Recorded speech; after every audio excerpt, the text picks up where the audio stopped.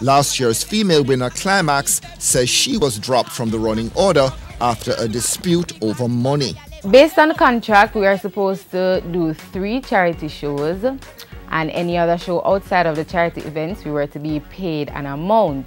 However, we did 2 shows for Magnum and we were not paid. So when I made reference to my contract, I realized that we were supposed to be paid, and I created a riot about that. I'm not sure if I would call it a riot, but I started to protest about that not being given to us.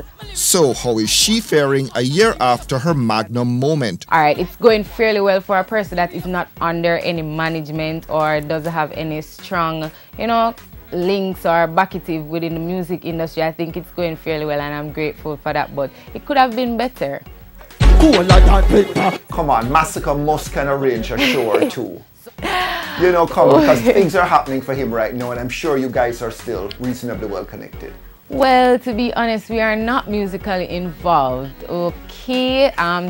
It's a thing where I would say he doesn't support my music, but he doesn't think it's the right choice for me. He's afraid of what the music business might offer me, right? He's probably afraid of what the outcome might be. So he's not that into it, so we're not musically, involved. Because he's been there and done that. Yeah, so I guess his experiences, give him a bit of doubt. But you want your equal rights? Definitely. Definitely.